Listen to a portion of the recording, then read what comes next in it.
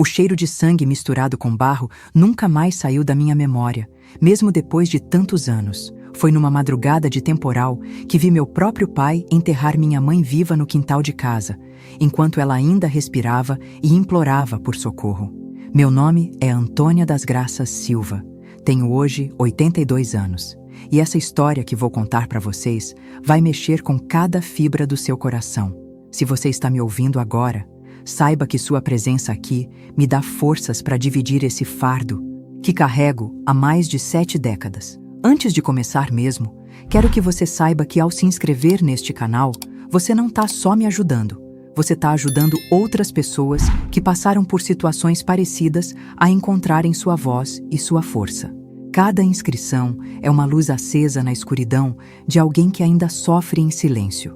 Nasci e me criei numa cidadezinha perdida no sertão da Paraíba, chamada Pedra Branca, onde todo mundo conhece todo mundo, e os segredos correm mais rápido que água de chuva ladeira abaixo. Nossa casa ficava no fim da rua, quase chegando no mato, uma construção de taipa que meu pai mesmo fez com as próprias mãos calejadas.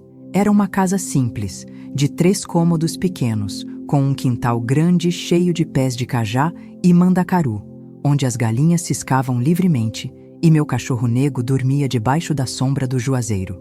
A família era eu, minha mãe Sebastiana, meu pai Joaquim e meu irmão caçula Severino, que tinha apenas 3 anos na época. Papai trabalhava como vaqueiro numa fazenda grande da região, saía de madrugada e voltava só quando o sol já estava se escondendo atrás da serra. Mamãe cuidava de tudo, da casa, das crianças, da horta dos fundos onde plantava coentro, cebola e pimenta malagueta. Suas mãos eram pequenas mas fortes, mãos que sabiam fazer milagres com farinha de mandioca e um pouco de rapadura. As coisas começaram a mudar quando eu completei 10 anos e papai começou a ter uns ataques estranhos. Do nada, ele começava a tremer que nem folha no vento. Os olhos viravam para dentro da cabeça e ele ficava falando umas coisas sem nexo, como se estivesse conversando com gente que não existia.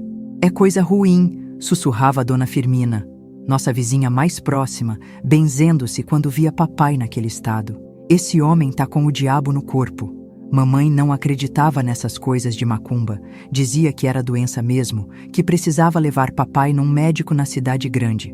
Mas papai teimava que aquilo era frescura, que passava sozinho. E não passava. Os ataques foram ficando cada vez piores, mais violentos, mais assombrados. Às vezes ele quebrava tudo que via pela frente, jogava as panelas no chão, rasgava as roupas que mamãe passava o dia todo lavando no açude. Foi numa dessas crises que ele começou a bater na mamãe pela primeira vez. Eu lembro como se fosse ontem. Ela estava fazendo o jantar quando ele chegou em casa com os olhos vidrados, diferente do normal. Começou a gritar que ela estava envenenando a comida, que queria matá-lo para ficar com outro homem. Mamãe tentou acalmar ele, falando baixinho, com aquela voz doce que ela usava quando a gente ficava doente. Calma, Joaquim, você tá confuso. Vem cá que eu faço um café bem forte para você. Mas ele não escutou. Agarrou mamãe pelos cabelos e começou a bater a cabeça dela na parede de barro. 1, 2, 3 vezes, até que ela começou a sangrar. Eu e Severino nos escondemos debaixo da mesa, abraçados, tremendo de medo e sem entender o que estava acontecendo. O barulho era terrível. Mamãe gemia baixinho, como um bichinho ferido, e papai gritava coisas horríveis, chamando ela de todos os nomes feios que conhecia. Depois que a crise passou, papai ficou uns dias quieto, meio abobalhado, como se não lembrasse de nada do que tinha feito. Mamãe apareceu com o rosto todo roxo, o olho fechado de tanto inchaço, mas quando alguém perguntava, ela dizia que tinha caído da escada. Escada que escada, se nossa casa nem escada tinha. Mas no interior é assim mesmo. A gente não mete o bedelho na vida dos outros, mesmo quando deveria. Os meses foram passando e as crises de papai foram piorando. Agora ele via coisas que não existiam, conversava com pessoas mortas, dizia que tinha bichos andando pelas paredes. E pior de tudo, ele começou a desconfiar de todo mundo, principalmente da mamãe. Dizia que ela estava tramando contra ele, que queria roubar o dinheiro dele, que... Dinheiro, meu Deus, se a gente mal tinha o que comer. Que estava se encontrando com outros homens quando ele saía para trabalhar. Uma noite, eu acordei com um barulho estranho vindo da cozinha. Era como se alguém tivesse derrubado alguma coisa pesada no chão. Me levantei devagarzinho, tentando não fazer barulho, e fui espiando pela fresta da porta. O que eu vi me gelou o sangue nas veias. Mamãe estava caída no chão de terra batida, imóvel, e papai estava em pé do lado dela, segurando um pedaço de pau nas mãos. No começo pensei que ela tivesse desmaiado, dessas coisas que acontecem quando a pessoa fica muito nervosa. Mas aí vi o sangue, muito sangue, formando uma poça escura ao redor da cabeça dela. E papai ali parado, olhando para baixo, como se tivesse hipnotizado pelo que tinha feito. Agora as vozes pararam, ele disse falando sozinho. Finalmente elas pararam de mandar eu fazer essas coisas. Voltei correndo pro quarto e me fingi de dormindo, o coração batendo, tão forte que achei que ia sair pela boca. Severino estava roncando baixinho, alheio a toda aquela desgraça que estava acontecendo bem ali do lado. Como eu queria ser pequeno como ele, como eu queria não ter visto nada daquilo. Quando o galo cantou anunciando o dia, papai veio no nosso quarto com o rosto lavado e a roupa trocada, como se nada tivesse acontecido. Antônia, acorda aí que sua mãe teve que viajar urgente. A irmã dela tá muito doente lá em Campina Grande e ela foi cuidar. Eu sabia que estava mentindo, mas que podia fazer? Era só uma menina de 10 anos contra um homem adulto enlouquecido. Perdia a paciência por qualquer coisa, gritando com a gente por motivos que nem ele mesmo sabia explicar. Dona Firmina, nossa vizinha, veio algumas vezes oferecer ajuda. Seu Joaquim, deixe eu dar uma olhada nessas crianças enquanto Dona Sebastiana não volta, ela dizia, com aquela voz de quem está preocupada de verdade. Mas papai sempre recusava, dizendo que dava conta sozinho, que não precisava de ninguém se metendo na nossa vida. E ela ia embora balançando a cabeça, desconfiada, mas sem poder fazer nada. Era de noite que a situação ficava mais assombrada. Papai começou a ter comportamentos estranhos. Andava pela casa conversando sozinho. Às vezes ria sem motivo, outras vezes chorava como uma criança perdida. Numa dessas noites, ele entrou no nosso quarto no meio da madrugada. Severino dormia profundamente, mas eu sempre ficava de ouvido atento, com medo do que podia acontecer. Antônia, ele sussurrou, sentando na beirada da minha cama. Você tá parecida demais. Com sua mãe, sabia? Os mesmos olhos, o mesmo jeito de olhar. A voz dele estava diferente, meio rouca, e cheirava forte a cachaça misturada com suor azedo. Minhas mãos começaram a tremer debaixo do lençol quando ele começou a passar a mão no meu cabelo, descendo pro meu rosto, pro meu pescoço. Papai, eu quero dormir. Eu consegui falar, a voz tremendo que nem corda de viola desafinada. Mas ele não parou. As mãos continuaram descendo, tocando em lugares que nenhum pai deveria tocar na própria filha. Naquela noite, algo dentro de mim morreu para sempre. A menina inocente que brincava de boneca de milho no quintal deixou de existir, e no lugar dela nasceu uma criança assombrada, cheia de medo e vergonha. Nas semanas que se seguiram, aquilo virou rotina. Papai vinha para o meu quarto quase toda noite, e eu fingia que estava dormindo, rezando baixinho para Nossa Senhora Aparecida para que aquilo acabasse logo. Mas não acabava. Pelo contrário, foi piorando. Ele começou a me chamar pelos nomes carinhosos que chamava mamãe, como se eu fosse ela, como se eu pudesse substituir a mulher que ele mesmo tinha matado. Durante o dia, ele agia como se nada tivesse acontecido. Fazia café, mandava a gente para a escola, conversava com os vizinhos sobre o tempo e a safra. Quando alguém perguntava por mamãe, ele repetia a mesma história. Tá cuidando da irmã doente, deve voltar qualquer dia desses. E as pessoas acreditavam, porque quem ia desconfiar de um pai de família, por mais esquisito que ele fosse? Foi numa tarde de domingo, quando estava ajudando Dona Firmina a estender roupa no varal, que consegui falar alguma coisa. Minha mãe não viajou, eu disse, a voz saindo como um sussurro. Papai fez uma coisa ruim com ela. Dona Firmina parou de estender o lençol e me olhou com aqueles olhos pequeninhos e desconfiados. Menina, não invente história. Seu pai pode ser meio doido da cabeça, mas não é capaz de fazer mal a ninguém. Naquele momento, percebi que ninguém ia acreditar em mim. Era a palavra de uma criança contra a de um adulto. E no sertão da Paraíba dos anos 50, criança não tinha voz, não tinha vez. A gente obedecia e pronto. Sabe, minha gente que tá me ouvindo, Às vezes a fé é a única coisa que nos sustenta nos momentos mais escuros da vida. Eu me apeguei muito às orações que mamãe me ensinou, e foi isso que me deu força para continuar. Se você também passa por momentos difíceis e busca esse conforto espiritual, tem uma Bíblia muito especial que me acompanha até hoje. Uma edição com letra grande que facilita a leitura e vem com explicações que ajudam a entender melhor a palavra de Deus. Deixei o link na descrição para quem tiver interesse, porque eu sei que a fé pode ser um alicerce poderoso na nossa caminhada. Os meses foram se arrastando como lesma no sal. Papai perdeu o emprego na fazenda depois de ter uma crise violenta na frente dos outros vaqueiros, gritando que eles estavam tramando para roubar o gado. Sem dinheiro entrando em casa, a situação ficou ainda mais desesperadora.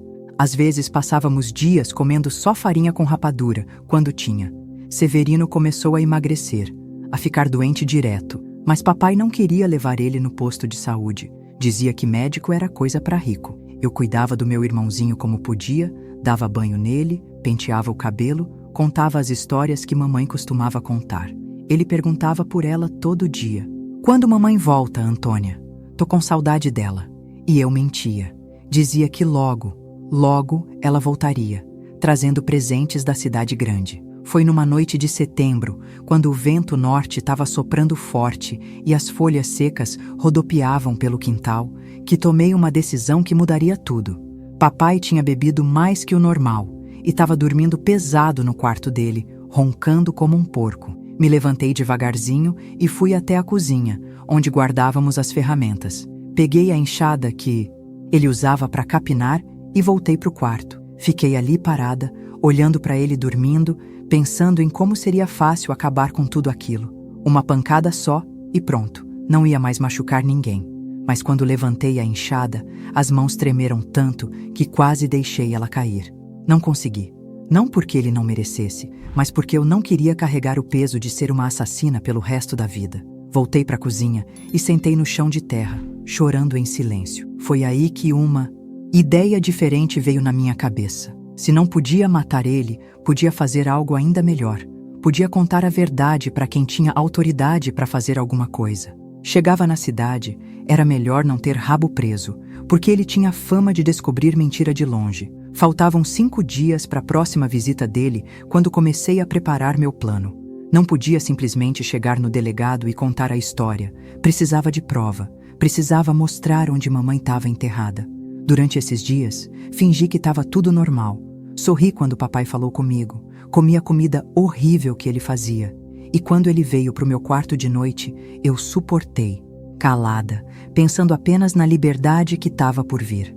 Naqueles 5 dias, prestei atenção em cada detalhe da casa, em cada movimento de papai, memorizando tudo que podia ser importante. Observei que ele evitava passar perto do pé de cajá no fundo do quintal, sempre desviava o caminho quando ia alimentar as galinhas. Era ali, eu tinha certeza, era ali que mamãe estava descansando. Quando amanheceu a segunda-feira, meu coração estava batendo como tambor de festa junina. Papai saiu cedo, para tentar arrumar algum trabalho na cidade, levando Severino junto. Uma sorte danada, porque assim, meu irmãozinho não ia presenciar o que ia acontecer. Fiquei sozinha em casa, caminhando de um lado para o outro, ensaiando na cabeça o que ia falar para o delegado. Por volta das 10 horas da manhã, ouvi o barulho do jipe da polícia subindo a ladeira. Corri até a porteira e fiquei esperando, as mãos suando frio e o estômago embrulhado. Quando o delegado Raimundo desceu do carro, alto e imponente como sempre, respirei fundo e tomei coragem. Seu delegado, eu disse, a voz saindo meio trêmula, mas firme. Preciso falar uma coisa muito importante com o senhor. É sobre minha mãe. Ele me olhou por cima dos óculos escuros, franzindo a testa. Onde está seu pai, menina? Saiu, mas volta logo. Mas é justamente sobre ele que eu preciso falar. O delegado tirou os óculos e me olhou bem nos olhos. Devia ter visto alguma coisa ali, algum desespero, alguma verdade que não podia ser ignorada. Fala então, mas fala rápido e fala direito. Respirei fundo mais uma vez e comecei. Minha mãe não viajou para cidade nenhuma, seu delegado. Meu pai matou ela numa noite de chuva, bateu na cabeça dela com um pau e depois enterrou lá no fundo do quintal. O silêncio que se seguiu foi ensurdecedor. O delegado me encarou por uns segundos que pareceram horas, como se estivesse tentando decifrar se eu estava falando a verdade ou se era invenção de criança. É uma acusação muito... séria essa, menina? Tem certeza do que está dizendo? Tenho sim, senhor. Eu vi tudo. Posso mostrar onde ela está enterrada. Sem dizer mais nada, ele me seguiu até o fundo do quintal. Apontei para o pé de cajá, onde a terra ainda estava um pouco diferente do resto, mais fofa, mais escura. É ali, seu delegado. Se o senhor cavar, vai encontrar ela. Ele olhou para o local, depois para mim, depois de novo para o local. Menina, se você estiver mentindo, vai se dar mal, muito mal. Não tô mentindo não. Senhor, juro pela alma da minha mãe. O delegado voltou para o jipe e pegou uma pá. Começou a cavar devagarzinho, como quem tem medo do que vai encontrar.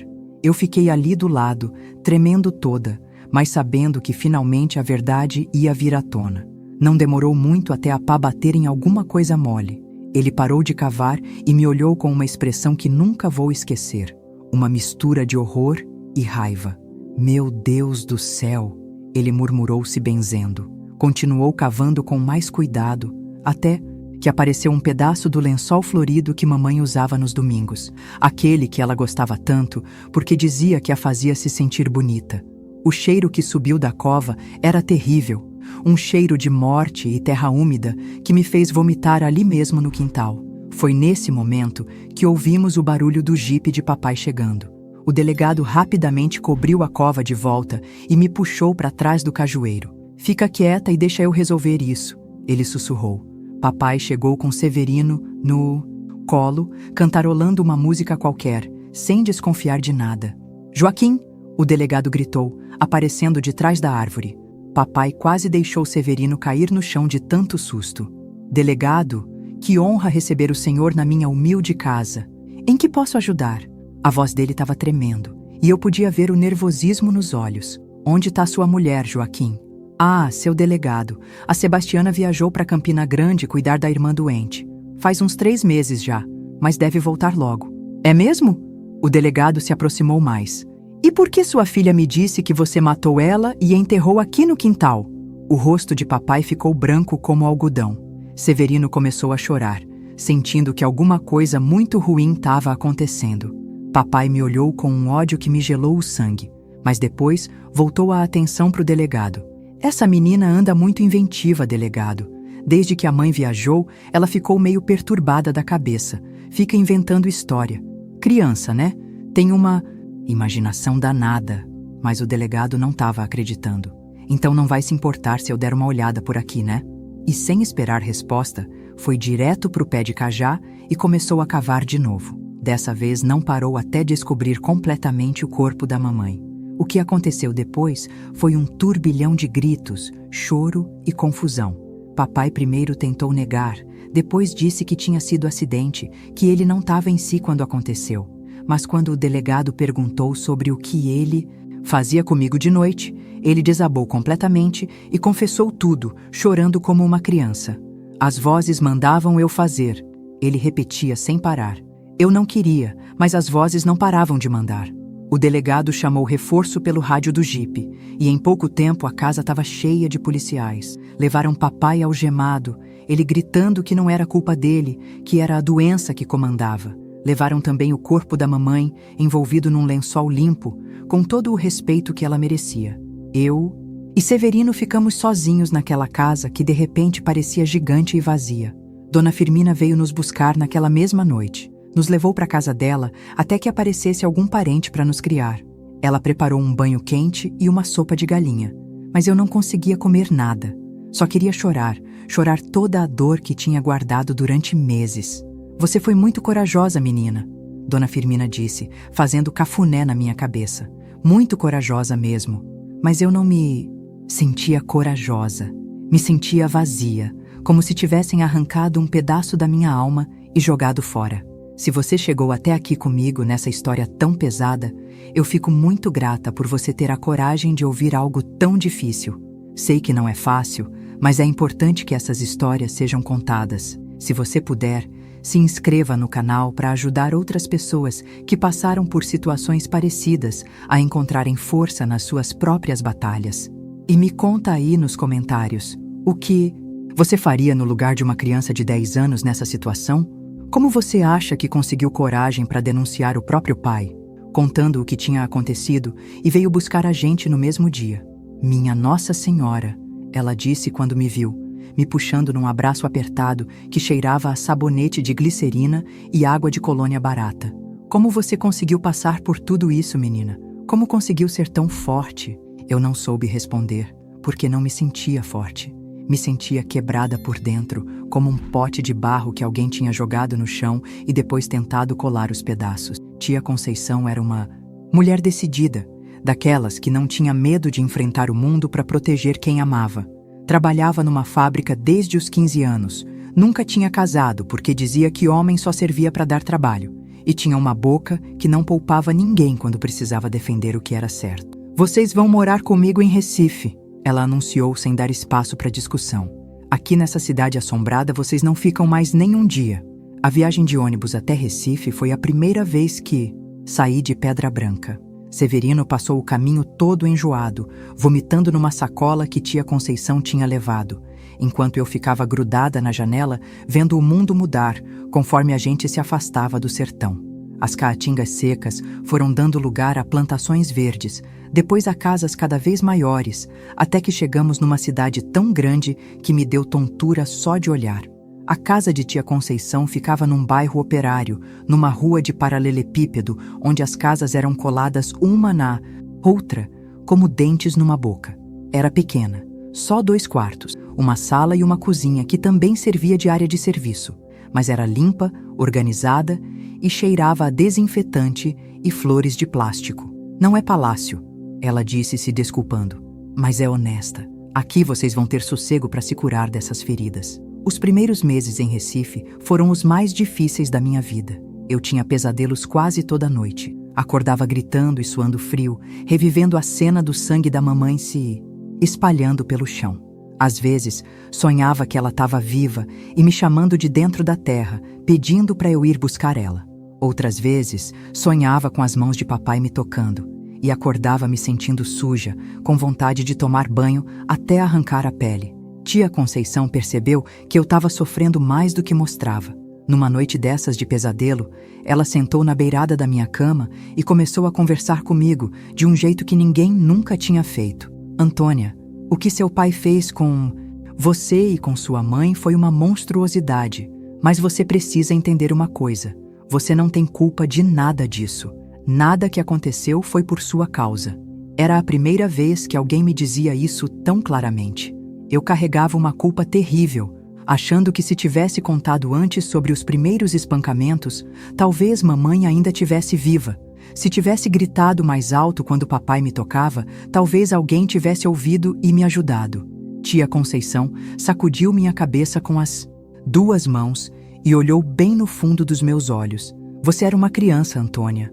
Uma criança não pode carregar a responsabilidade pelos erros dos adultos. Ela me matriculou numa escola pública do bairro, uma escola grande com pátio de cimento e salas cheias de carteiras riscadas. No começo foi muito difícil, porque eu estava acostumada com a escolinha pequena de Pedra Branca, onde todo mundo me conhecia desde que nasci.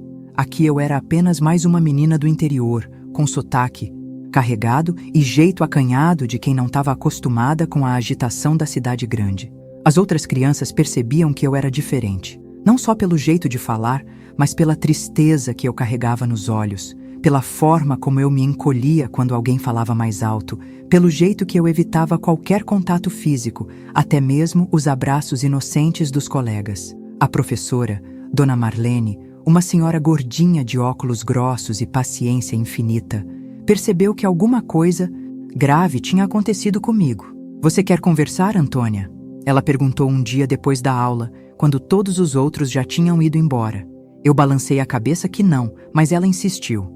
Às vezes, falar sobre o que nos machuca ajuda a diminuir a dor. Foi a primeira vez que contei para alguém de fora da família o que tinha acontecido. Dona Marlene chorou junto comigo e depois me abraçou de um jeito que me fez lembrar dos abraços da mamãe. Foi ela quem sugeriu que eu começasse a escrever sobre o que sentia. Pega um caderno e escreve tudo o que vem na sua cabeça, Antônia. As palavras têm um poder de cura que você nem imagina. Comecei escrevendo só uma linha por dia. Às vezes apenas "hoje sonhei com mamãe" ou "tô com saudade de casa". Mas aos poucos as frases foram ficando maiores. Viraram parágrafos, viraram páginas inteiras de desabafo. Severino se adaptou mais rápido que eu. Criança tem uma capacidade incrível de se recuperar de traumas quando encontra um ambiente seguro e amoroso. Tia Conceição encheu meu irmãozinho de carinho. Levava ele para passear no parque aos domingos, comprava picolé e bolinha de gude com o pouco dinheiro que sobrava do salário. Ele começou a rir de novo, a brincar com os meninos da rua, a ser criança como devia ser. Eu, por outro lado, me sentia muito mais velha que meus 11 anos. Era como se tivesse pulado da infância direto para a idade adulta, sem passar pela adolescência. Cuidava de Severino quando tia Conceição estava trabalhando, fazia comida, limpava a casa, estudava de noite à luz da lâmpada fraca da cozinha. Tia Conceição sempre dizia que eu não precisava carregar tanta responsabilidade, mas eu sentia que era minha obrigação ajudar quem estava nos ajudando. Foi por volta dos meus 12 anos que recebi a primeira carta de papai da cadeia. Tia Conceição trouxe o envelope com cara de nojo, como se estivesse segurando uma cobra venenosa. "Você não é obrigada a ler", ela disse. "Pode rasgar e jogar fora que ninguém vai reclamar." Mas eu queria ler. Precisava saber o que ele tinha para dizer, depois de tudo que tinha feito. A carta era escrita numa letra trêmula e cheia de erros de português. Papai pedia perdão. Dizia que não lembrava direito do que tinha acontecido naqueles meses terríveis, que a doença tinha tomado conta da cabeça dele e transformado ele numa pessoa que não era. Dizia que me amava e que tinha saudade, que rezava todo dia para que eu conseguisse esquecer e ser feliz. Chorei lendo aquela carta, mas não era choro de saudade. Era choro de raiva misturada com uma tristeza profunda. Como ele podia dizer que me amava depois de ter feito o que fez? Como podia pedir perdão como se fosse algo simples de dar? Rasguei a carta em pedacinhos pequenos e joguei no lixo, junto com todas as outras que chegaram depois. Anos mais tarde soube que papai tinha morrido na prisão, numa briga com outros presos que descobriram o que ele tinha feito, com a própria filha. Quando recebi a notícia, senti um vazio estranho, como se uma parte muito escura da minha vida tivesse finalmente se fechado. Não senti alegria, mas também não senti tristeza. Era apenas o fim de um capítulo que eu queria esquecer para sempre. A adolescência chegou trazendo outras complicações. Meu corpo começou a mudar, e cada mudança me lembrava dos toques nojentos de papai. Quando tia Conceição tentou conversar comigo sobre menstruação e desenvolvimento, eu fugi da conversa como quem foge de assombração. Qualquer assunto relacionado à sexualidade me deixava em pânico, me fazia reviver aquelas noites horríveis em Pedra Branca. Mas vocês que estão me acompanhando nessa jornada, me deem força para continuar contando, porque sei que minha história pode ajudar outras pessoas que passaram por situações parecidas. Se você conseguiu chegar até aqui, deixa um coração nos comentários para eu saber que não tô sozinha nessa. E se inscreve no canal, porque juntos somos mais fortes para enfrentar qualquer tempestade da vida. Ouvir falar de um mundo que não me pertencia.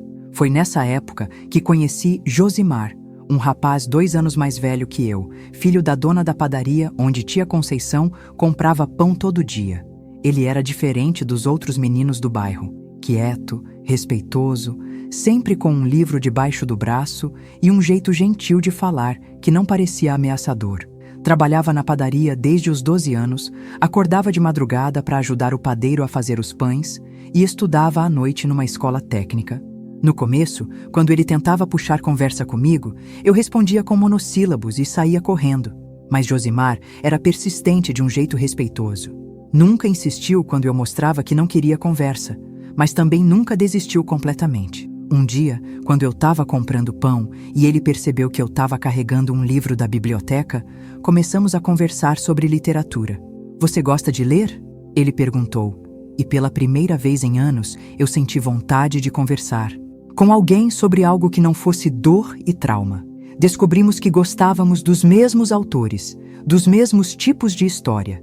Ele me emprestou livros que tinha comprado com o dinheiro do trabalho. E eu comecei a ir na padaria, não só para comprar pão, mas para trocar livros e ideias. Tia Conceição percebeu a mudança no meu comportamento. Esse menino tá fazendo bem para você, ela disse uma noite enquanto lavávamos a louça do jantar. Faz tempo que não vejo você sorrir de verdade. Era verdade. Com Josimar eu conseguia esquecer, pelo menos por alguns momentos, do peso que carregava. Ele me fazia rir com suas imitações dos clientes da padaria. Me contava sobre os livros que lia, sobre os sonhos que tinha de um dia estudar engenharia. Quando completei 16 anos, Josimar me pediu em namoro. Foi numa tarde de domingo, sentados na praça perto de casa, vendo as crianças brincarem de pique-esconde. Antônia, eu gosto muito de você, ele disse, as bochechas vermelhas, de nervosismo. Queria saber se você aceita namorar comigo. Meu primeiro impulso foi dizer não, sair correndo, me esconder. Mas alguma coisa dentro de mim sussurrou que talvez fosse hora de tentar ser feliz. Eu aceito, respondi, a voz saindo num fio. Mas você precisa saber que eu sou diferente das outras meninas. Tenho problemas, traumas. Não sei se consigo ser a namorada que você merece. Josimar segurou minha mão com delicadeza, como quem pega um passarinho ferido. Todo mundo tem suas cicatrizes, Antônia. O que importa é que a gente se gosta e pode se ajudar a curar. O namoro foi uma escola de paciência e compreensão. Josimar respeitava completamente meus limites. Nunca tentou me forçar a nada que me deixasse desconfortável. Quando eu tinha crises de pânico, e eu tinha várias, ele ficava do meu lado em silêncio, segurando minha mão até eu me acalmar.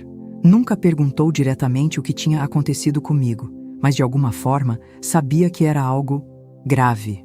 Foi com ele que aprendi que nem todos os homens são monstros, que existem pessoas capazes de amar sem machucar, de tocar sem violentar, de proteger sem controlar. Aos poucos fui relaxando minha guarda, permitindo que ele se aproximasse não só do meu corpo, mas da minha alma ferida. Aos 18 anos, eu e Josimar nos casamos numa cerimônia simples na igreja do bairro. Tia Conceição chorou mais que eu, feliz por me ver construindo uma família saudável. Severino, já com 15 anos e trabalhando numa oficina mecânica, me conduziu até o altar no lugar do pai que eu gostaria de esquecer que existiu. A lua de mel foi numa pensãozinha em Olinda, nada luxuoso, mas foi ali que eu finalmente consegui me entregar completamente a alguém.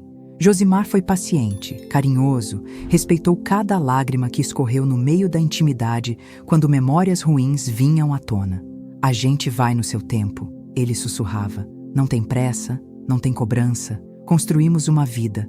Simples, mas feliz. Josimar conseguiu uma vaga numa faculdade de engenharia e estudava de dia, enquanto eu trabalhava numa escola como auxiliar de biblioteca. À noite ele trabalhava na padaria e eu estudava, porque tinha decidido que queria ser professora. Queria trabalhar com crianças, queria aprender a identificar sinais de abuso, queria ser para outras crianças a proteção que eu não tive. Aos 22 anos engravidei da minha primeira filha, Esperança. Escolhi esse nome porque ela representava tudo que eu tinha conquistado depois de tanto sofrimento, a esperança de que o futuro podia ser melhor que o passado. A gravidez foi difícil, cheia de medos e ansiedades. E se eu não soubesse ser mãe? E se reproduzisse os traumas que tinha vivido? Josimar me tranquilizava. Você já cuidou do Severino quando era só uma criança. Você tem amor de sobra para dar. E tinha mesmo. Quando Esperança nasceu, miudinha e perfeita, senti um amor tão grande que doía no peito. Jurei ali, segurando minha filha nos braços, que ela nunca passaria pelo que eu passei, que cresceria cercada de amor, proteção e respeito. 2 anos depois, veio Miguel, um menino esperto e danado, que puxou o jeitinho travesso do pai. Nossa casa pequena ficou ainda menor, mas também ficou mais cheia de vida, de risadas, de esperança. Josimar se formou engenheiro e conseguiu um emprego melhor. Eu terminei o magistério e comecei a dar aulas numa escola municipal. Ser professora me deu um propósito que ia além da minha própria cura. Aprendi a observar meus alunos com atenção redobrada, procurando sinais que eu conhecia bem demais. O medo no olhar, os hematomas mal explicados, o comportamento retraído ou agressivo demais. Salvei várias crianças ao longo dos anos, sempre lembrando da menina de 10 anos que eu fui e que queria desesperadamente que alguém a salvasse. Uma dessas crianças foi Pedrinho, um menino de 8 anos que chegou na minha sala no meio do ano letivo. Ele tinha o mesmo olhar assustado que eu devia ter naquela idade. Encolhia o corpo quando alguém falava mais alto e tinha marcas suspeitas nos braços que a família explicava como quedas de bicicleta. Conversei com ele após as aulas, ganhei sua confiança aos poucos, até que ele me contou que o padrasto batia nele e na mãe quase todo dia. Fiz a denúncia no conselho tutelar, acompanhei o caso até o fim, vi Pedrinho ser retirado daquele ambiente tóxico e colocado numa família substituta que soube dar o amor que ele merecia. Anos depois, ele me procurou, já adulto e formado, para agradecer por ter tido coragem de salvá-lo. "A senhora mudou minha vida", ele disse. E eu respondi: "Você me deu a chance de transformar minha dor em proteção para outros." Foram 20 anos de casamento feliz com Josimar. Ele me ajudou a reconstruir minha confiança no amor, na intimidade, na possibilidade de ser feliz apesar do passado. Criamos nossos filhos com muito diálogo, muito carinho, ensinando sobre respeito e consentimento desde pequenos. Esperança se tornou psicóloga, especializada em trauma infantil. Miguel virou advogado e trabalha com direitos da criança e do adolescente. Aos 42 anos, perdi Josimar num acidente de carro. Ele voltava do trabalho numa noite chuvosa, quando um caminhoneiro bêbado avançou o sinal e bateu de frente no carro dele. Morreu na hora, sem sofrimento, mas deixando um buraco enorme na minha vida. Era como se tivessem arrancado metade de mim. O luto foi devastador. Por um tempo, pensei que não ia conseguir continuar, que toda a força que tinha construído ao longo dos anos tinha ido embora junto com ele. Mas tinha meus filhos, tinha meus alunos, tinha todas as crianças que ainda precisavam ser protegidas. E tinha a certeza de que Josimar gostaria que eu continuasse lutando.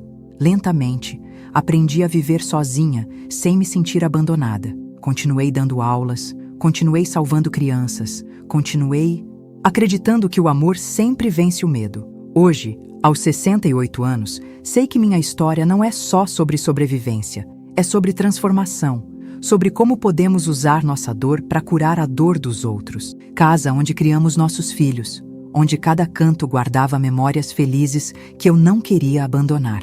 Esperança se casou aos 25 anos com um rapaz bom, que respeitava a história da nossa família e entendia por que eu era tão protetora.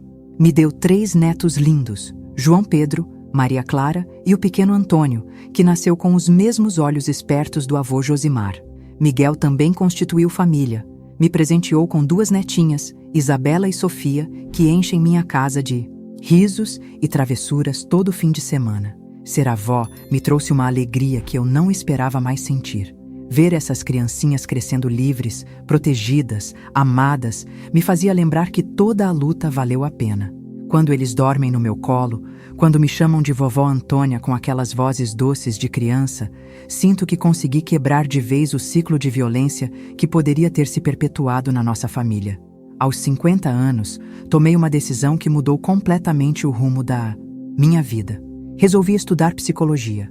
Queria entender melhor os traumas que carregava, mas principalmente queria ter ferramentas mais eficazes para ajudar outras pessoas. Foi difícil voltar aos estudos naquela idade, sentar numa sala de aula rodeada de jovens que poderiam ser meus filhos, mas a determinação era maior que a vergonha.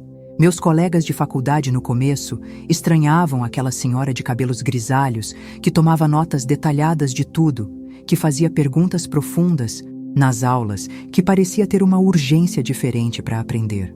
Aos poucos, fui ganhando o respeito de todos, professores e alunos, quando perceberam que minha experiência de vida trazia uma profundidade única aos debates teóricos. Me formei aos 55 anos, uma das mais velhas da turma, mas também uma das mais determinadas. Abri um consultório pequeno no mesmo bairro onde sempre morei, especializado no atendimento de mulheres e crianças vítimas de violência. Não cobrava de quem não podia pagar, sustentava o trabalho com a aposentadoria de professora e a ajuda dos filhos. Foi nesse consultório que atendi Maria José, uma menina de 9 anos que tinha sido abusada pelo próprio avô. Quando ela entrou na minha sala, acompanhada pela mãe desesperada, vi meu próprio reflexo de décadas atrás. o mesmo olhar perdido, o mesmo jeito de se encolher, a mesma sensação de estar suja por dentro. Trabalhei com ela por 2 anos, vendo aos poucos a confiança voltar, o sorriso renascer, a criança se recuperar. Doutora Antônia, ela me disse numa das últimas sessões, a senhora me salvou. Segurei as mãozinhas pequenas dela entre as minhas e respondi, não, minha filha, você se salvou. Eu só te mostrei que você tinha essa força dentro de você. Era isso que eu fazia. Mostrava para as pessoas que elas tinham dentro de si a mesma força que eu descobri aos 10 anos, quando tive coragem de denunciar meu próprio pai. Durante 15 anos, atendi centenas de casos, mulheres espancadas que não sabiam como sair do ciclo da violência, crianças abusadas que achavam que tinham culpa do que acontecia com elas, adolescentes revoltados que não entendiam por que a vida era tão injusta. Cada história era única, mas todas tinham algo em comum: a necessidade de alguém que acreditasse nelas sem julgamento. Aprendi que a cura não é um destino, é uma jornada. Mesmo depois de tantos anos de terapia, de tanto autoconhecimento, ainda tenho dias difíceis. Ainda acordo às vezes no meio da noite com pesadelos do passado. Ainda sinto um aperto no peito quando vejo notícias de violência doméstica na televisão. Mas a diferença é que agora sei lidar com essas emoções sem me deixar destruir por elas. Aos 60 anos, recebi um convite que me deixou emocionada e assustada ao mesmo tempo. Um documentarista de São Paulo queria incluir minha história num filme sobre sobreviventes de abuso infantil. No começo recusei. Achei que era tarde demais para expor minha vida desse jeito. Mas depois pensei em quantas Maria José, quantos Pedrinhos poderiam ser ajudados se vissem que era possível sobreviver e reconstruir a vida. Gravei meu depoimento numa tarde ensolarada, sentada na varanda da minha casa, cercada pelas plantas que Josimar tinha me ajudado a cultivar.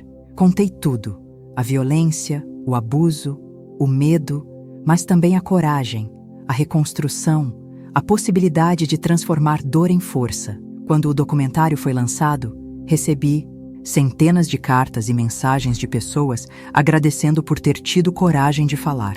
Uma dessas mensagens me marcou especialmente.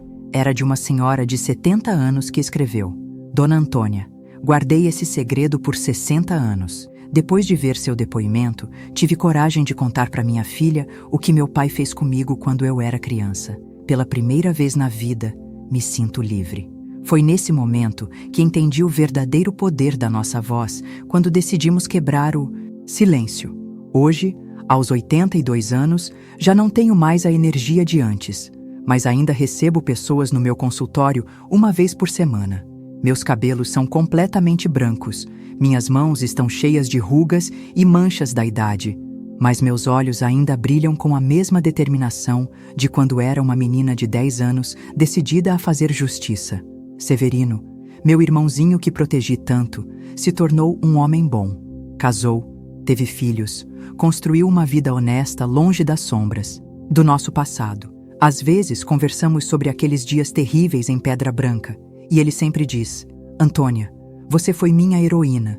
Se não fosse sua coragem, eu não teria tido chance de ser feliz. Olhando para trás, vejo uma vida cheia de dor, mas também cheia de propósito. Cada criança que ajudei, cada mulher que consegui fortalecer, cada pessoa que encontrou coragem através da minha história, tudo isso deu sentido ao sofrimento que vivi. Não digo que valeu a pena, porque ninguém deveria passar pelo que passei, mas digo que consegui transformar o veneno em remédio. Se você chegou até o final dessa história comigo, eu te agradeço do fundo do coração. Sei que não foi fácil ouvir relatos tão pesados, mas sua presença aqui me deu forças para continuar lutando. Quero que você se inscreva neste canal não só para me apoiar, mas para fazer parte de uma comunidade que acredita na força da superação, que acredita que nenhuma criança deveria sofrer violência, que acredita que juntos podemos fazer a diferença. Me conta nos comentários, qual foi o momento desta história que mais te emocionou? O que você aprendeu sobre coragem e superação? E se você conhece alguém que precisa ouvir uma mensagem de esperança, compartilha este vídeo, porque às vezes uma história como a minha pode ser o empurrãozinho que alguém precisa para buscar ajuda. Quero terminar deixando uma mensagem especial para quem ainda sofre em silêncio. sua voz importa, sua dor é real. Você merece ser protegido e amado. Não desista de procurar ajuda. Não desista de acreditar que dias melhores vão chegar. E lembra sempre, você não está sozinho nessa luta. Existe uma comunidade inteira de sobreviventes que entende sua dor e está aqui para te apoiar. Que Deus abençoe cada um de vocês que teve coragem de ouvir minha história até o fim. Até a próxima conversa. E lembrem, sempre há esperança depois da tempestade.